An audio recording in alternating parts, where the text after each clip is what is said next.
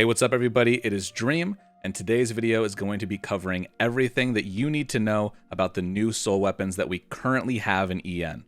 There's a lot of guides out there, there's a lot of people talking about what we're going to get in the future, and it seems a lot more confusing than it really is. So I'm going to break it down as easy as I can for you so that you can get out there farming efficiently and get your sets ready for the new content.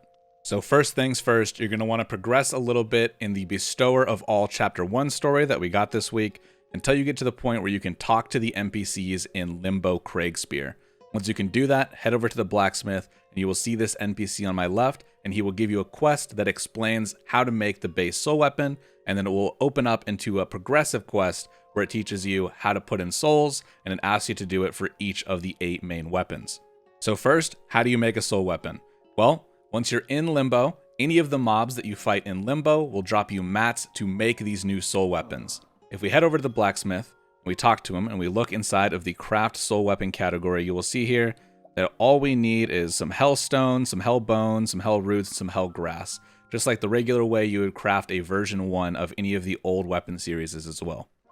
But the difference for this one is, back then you had to kill daily elite mobs to get your polished stones, your refined stones, all that kind of stuff to upgrade them. Right now, we only have 1 upgrade unlocked for our current weapon tier. And so if you go over to Enhanced Soul Weapons and you look in here, you will see that you can upgrade to a Hollow Hellblade 2 using a Hollow Hellblade 1 and 5 Polished Stones. These Polished Stones drop from the mobs just like your regular mats do, just at a more rare rate. So while you're farming your regular mats, you will be farming their upgrades as well in doing that. You will also be farming the things that we're going to be slotting into these weapons, the souls themselves. So let's talk a little bit about that. Once you unlock your soul weapons and you go to your party menu, you will have this new button down here in the bottom left, Change Souls. And this is how you slot souls into weapons. So you can see here, I have a Hellblade 2 already made that already has some slots in it. Let's go over to the brand new one that we just made, and let's show you guys how it works. So basically this first slot right here, our silver slot, is what people refer to as a sun slot. And you'll see on a bunch of infographics or different videos, people explaining this.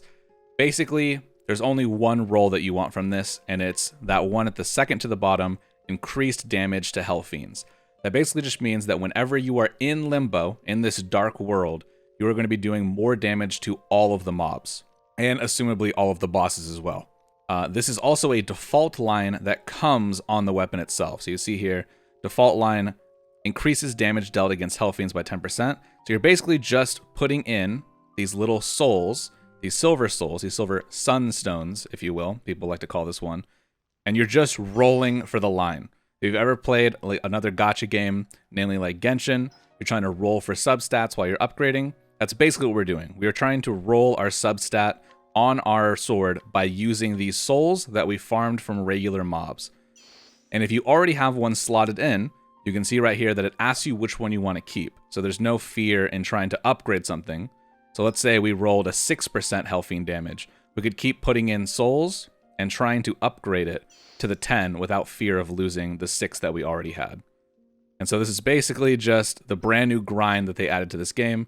Instead of grinding daily elite mobs, you are grinding the regular mobs, and you are slowly trying to perfect your weapons so that you can do a full 20% extra damage while in Limbo. You will have had to have done the first boss to get to this point, and so you should probably get a gauge on how much tankier, how much tougher all of the mobs and bosses are going to be in Limbo. So you can see here we finally rolled damage to Hell Fiends an 8. Not a bad roll. I'm comfortable stopping there for now. So then let's go to our next slot. We have a gold slot here with a person in there. This is called the person soul or the human soul. And for this one, we are basically just trying to get stats. Ideally, you would want to get elemental attack or physical attack, but there's no shame in getting some stuff like speed, getting some stuff like max SP for some of your warriors. Stuff like that can always come in handy. So let's go ahead and just throw one on, see what we roll. In general, you're going to want to use your magic ones, trying to get your magic attack, but you can see that each of these kind of has a different thing that you can throw onto it. So there we rolled crit, which honestly is fun. I haven't rolled too many elemental or physical attacks on my stuff yet. It seems like a pretty hard thing to put on reliably. So there we go. We have our 2 slots that come on our rank 1 weapon filled. So let's go over and let's upgrade this weapon. So let's make it a Hellblade 2 by spending 5 of those polish stones. It doesn't reset any of the souls you have in it.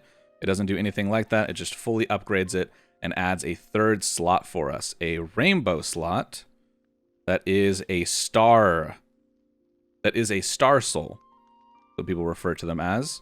And these star souls are a little bit cooler. They're really what brings the oomph to these weapons, because right now they're the same grade as the Inferno weapons were, but with just a little bit higher base stats. So we come over here and we click on this rainbow slot. The only thing that we can put in here are these little star souls. These star souls are farmed from the elite mobs or from the exchange, which I'll show a little bit later. But basically, the elite mobs here don't drop mats for your weapons. They just drop gold and rainbow souls. And regular mobs can drop anywhere from bronze to gold stones. Gold being extremely rare. So you see here, I already have a Soul of War Fior. And you can see that on the left, it's listing Fior's skills. So in putting this soul into this weapon, I am randomly selecting a skill and giving it bonus potency %. So now her double arching blow potency, if Fior is holding this sword, is going to do 9% more damage. If we look up at my other blade that I already had made from earlier today, it has the increased damage to Hellfiend, 6%, which is the lowest roll, but it's the right roll. It has 4 speed, just to have a gold on there for the quest. And then my rainbow rolled Wild Blazing / potency 15%, which is Lars's best in slot skill with the highest % roll. Meaning that this thing is going to make Lars hit like a fucking truck. So not only did he gain more attack from switching to this from an Inferno blade, but now he also has that 15% potency up on his main damage skill. And then of course he has the base 10% from the weapon and the 6% rolled in the first slot, so he does 16% more damage to things in Limbo. That is the true power of these weapons, and this is basically all that we have unlocked right now. Everything that I just showed you on screen is really all that we can upgrade right now. So we have a silver stone that we're trying to roll bonus potency on every single time. We have a gold one that we're trying to roll a useful substat or the main attack that our character has. So like a tome would want some magic attack, a sword like this would want some physical attack. Anything that you can really get is good. And then you want to get a rainbow soul and basically roll onto a skill that you actually use for that character. And then this is just going to become that character's weapon. Like Lars is going to be holding this sword for a very long time, basically, because that is very, very strong. So now that we've covered how to make the soul weapon, how to upgrade it to a version 2, and how to slot in each of the souls and what you're looking for from each of the categories, let's talk about how you actually go about farming those mats and farming those souls. So I like to go over to the dungeon. My personal map of choice for farming that I've found is the final map of the dungeon. And it is because every single mob in there is weak to fire, and all of them but one mob is weak to lightning. This means that you can take out the Cyrus strats like we've done in previous patches, or the TT strats that we used in previous patches. I prefer the TT method since she refunds all of the SP she uses, and the only mob that survives her lightning AoE gets finished off by the next DPS in line. It's super quick, it's super easy, and I've basically been doing this for the last 4 hours, just farming mats, farming souls, and getting a gauge for each of the maps, and this is definitely the one that I fell in love with. Never having to go back to the inn is goated. I've seen other people use this similar strat. They use Elvis, and they use his AoE nuke, because a lot of people have their Elvises already at level 100 with all of his awakenings. And so if you use that, you can also use someone like Nicola to gift him all of his SP back every single time you go as well. And so let's go over to our drops here, and you can see that I got a Polish Stone, the upgrade material from that set of regular mobs. I also got a Void Power Soul Bronze and a Hell Root. So I got one of every single thing that we're trying to farm from that battle. I got an upgrade material, a regular material, and a soul. So now that we know the map we're farming in, and we understand the mobs and the strats we're trying to kill, let's talk a little bit about the souls themselves. So if you go over to our brand new exchange, you can click on Ultimate Techniques and Equipment, and that will take us to the new soul tab, Soul Shards. So while you're doing the story, you will get these soul crystals from NPCs through interactions and through chests and stuff like that, and you can sell these for shards. But another bonus to this is that you can also go down to all of these bronze shards that you farm while doing mobs, We do not want to be putting bronze shards into our stuff. We're going to exclusively be using silvers, golds, and rainbows. So you can also get extra shards by farming the regular mobs as well. So we're nuking all of our bronze shards. We're going back over to the trade tab. You can see here that we have fortune boxes that will give us a random soul of a certain type. You can see which characters' rainbow souls are included in here, along with a few gold and then silvers if you get unlucky. And there is also a powder void dust that you're going to want to be buying out of here every single week. You can see that I've already bought my 15 out. These allow you to take souls out of a weapon without breaking the soul, which is going to be super important to have a stockpile later on when eventually we get weapons where we're going to be rolling really, really hardcore for stats. Right now, you can take it a little bit more easy. Of course, these weapons are going to be upgraded slowly patch over patch, so you don't need to go super ham making a best in slot right now. So my suggestion is to buy out these void dust every single week and basically just stash them, because buying just the actual souls out right now to be able to roll for your character's main attack with a good potency is only 200. It's only double, okay? And that's honestly not too much, as you saw that I just did like probably 30 minutes of farming and I sold like 200 bronze worth of shards. So it's not too bad. And of course, if you're killing the elites, the rainbows will come a lot quicker as well. So you see, you can pick from any of these souls to start making your stuff. And you might have noticed, not every single character has a rainbow star soul yet. You can see that we have Fior, Lars, Richard. We have Sophia, Therese, Scarecrow, Zonta, our boy Kurz, Gilderoy, Cardona, Millard, Molruso, Steed, Viola, Heathcote, Nicola, Theo, Loomis, Hayes, Lynette, Hasume, Primrose. Those are currently the only characters that we can make slot ups potency of in that final slot. Notably, we are missing a good 2/3 of the 5-star cast there. So these will slowly come out over time, patch to patch. I think that they purposely limited it because I think that not all of the characters were out at the same time in JP. And then, of course, on top of that, I feel like they didn't want to overwhelm us, make us feel like we had to make a version of every single character that we had. So I think this was their way of, being a little bit easier on us. So this is what you use shards for, basically. If you have a soul box that contains a lot of the characters that you're going for, you can gamba, but I personally just recommend going straight and buying the thing that you want. That's personally what I did when I was rolling my Lars weapon. I just bought a large soul, put it on, bought another large soul, put it on, and I got it really fast, luckily. But I think that that's probably the best way to go about this right now, is to just farm shards by doing the elites, by farming regular mobs and trading in the bronze shards, and by killing the Kates, which give you the soul fragments that go straight to shards, along with some of the NPCs having a daily shard that you can action path off of them.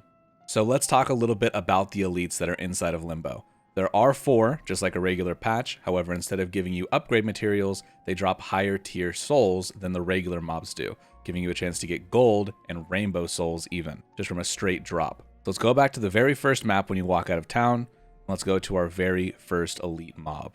While we're walking there, I also want to note that they are different in the sense that these are no longer daily mobs or bi-daily mobs.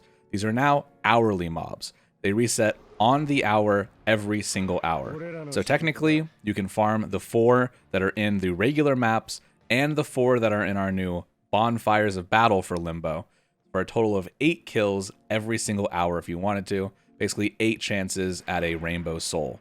So our first one over here is the Menacing Fallen Great Condor. And his weaknesses are Spear, Bow, Ice, and Lightning. So for our mob slaying team, I have a bunch of bows ready to go. We got a Nicola Rainbow Soul. So we can bank that. I currently don't have a Nicola, so I even have the option to FOD that into shards for a different one if I want to, but surely we'll get her soon, right? I definitely recommend making some soul weapons and even getting some of them to upgrade too before you start farming these elites regularly. The faster that you can kill them with the better weapons that you have, the better. And our next elite is the Menacing Fallen Carmine Eagle. And their weaknesses are Sword, bow, fire, and light. All right, and you can see here, I got a gold soul this time, which honestly isn't that bad because you're going to be rolling a lot of gold souls from what I can tell. Now we can head over to the next map, which is the first one inside the dungeon, and head on over to the third elite. And so now we are at our third elite, the Menacing Great Infernal Insect 1. And his weaknesses are axe, bow, fire, and wind. So we are going to give him the good old bow takedown. And here we get another gold soul.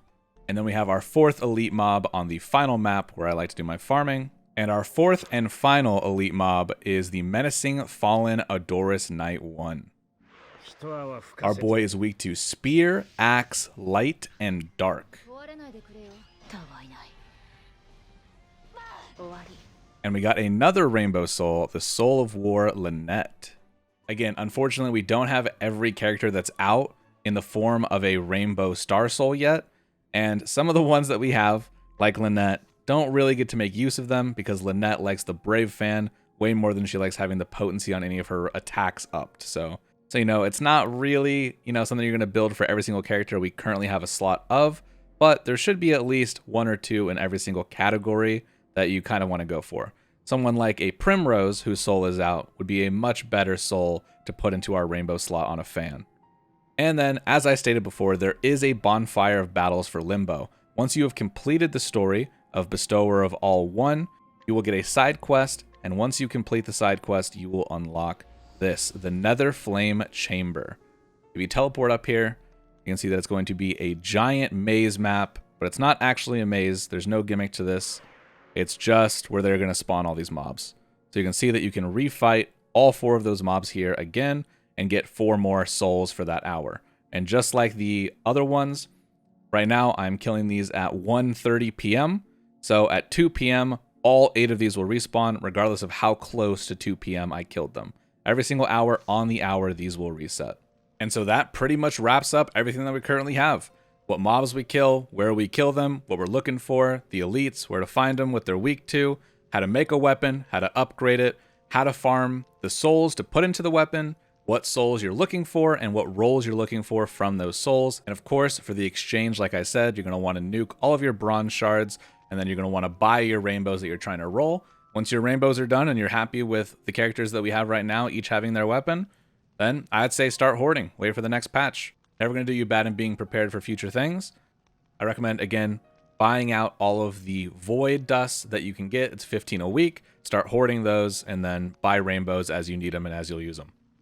So I hope this helped out. I hope this made it way less confusing and way less overwhelming, because when I came into this, I thought it was going to be both of those. Ended up not being. So good luck with your farms. Good luck with your soul rolls. And I'll see you guys in the next one. Stay safe. Stay cute. Boo-ya-ya.